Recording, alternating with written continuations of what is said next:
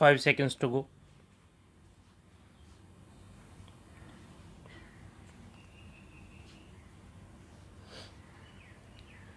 Start.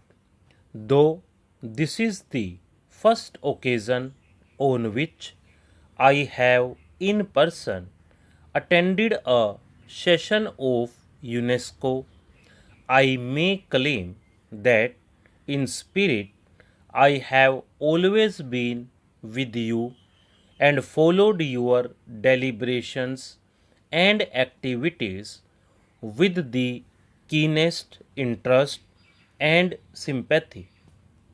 This I have done as I feel that in view of the disaster which threatens the future of mankind, UNESCO alone offers a faint ray of hope.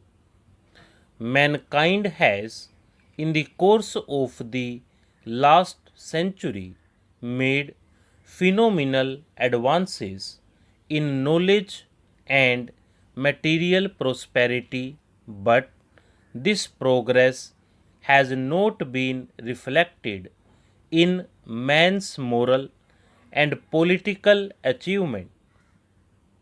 Increased knowledge has therefore led not only to a greater provision for comforts and victory over want and disease, but also allows to an increase in man's power for destruction and death.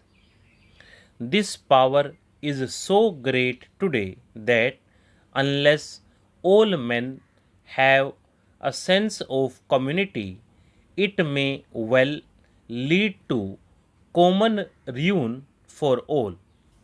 It is only through a re education of man that we can create that sense of psychological unity and common citizenship which the technological unity achieved by the advance of modern science requires of man. This is the reason why in 1949, when the Indian National Commission for Cooperation with UNESCO was founded, I placed such great emphasis on the importance of UNESCO's work. I pointed out with regret that while the United Nations were founded for the achievement of peace and unity, the result had in fact been the division of the world into two warring camps. It is true that some progress has been achieved here in place of a multitude of nations, each struggling on its own. The United Nations present a picture of two solid blocks array, one against the other.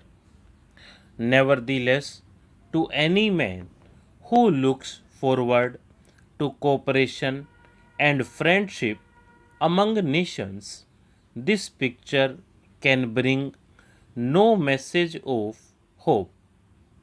It seems that the only hope lies in UNESCO, which asks to achieve unity in the field of education, science, and culture, even among those who are politically divided.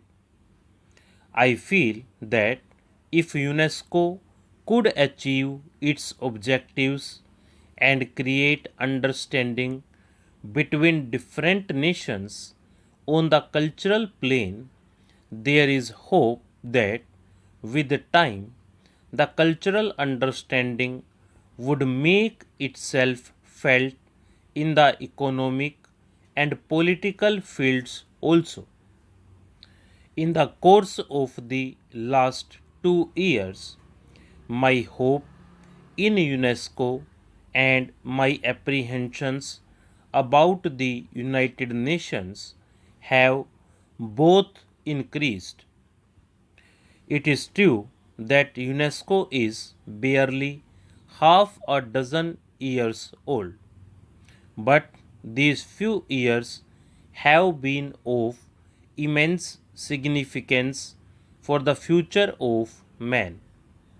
This period has revealed fissures in our political and intellectual attitudes, which, unless they are checked on time, may well involve the whole of humanity in one common run.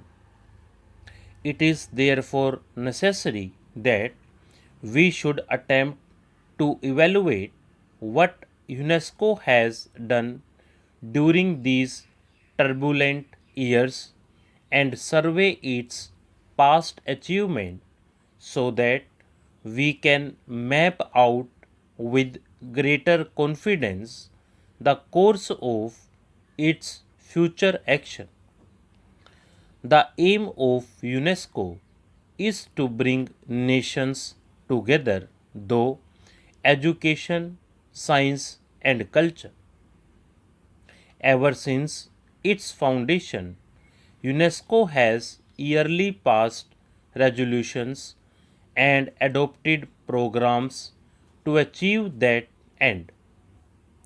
One of the greatest achievements of UNESCO has been to help frame a new and universal declaration of human rights, which has since been adopted by the United Nations.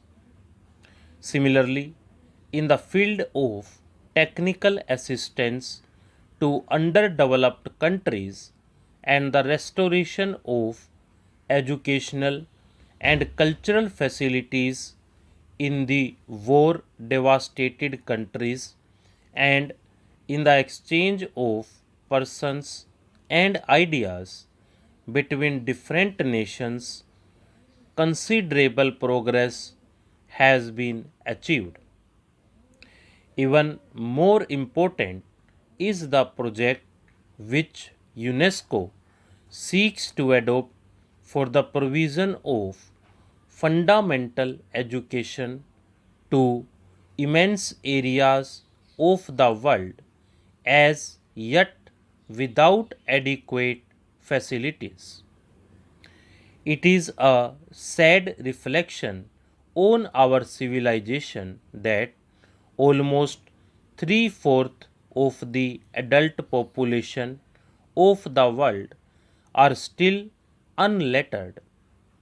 Literacy and ignorance directly contradict all our professions for the rights of men and constitute a threat to universal democracy, peace, and progress.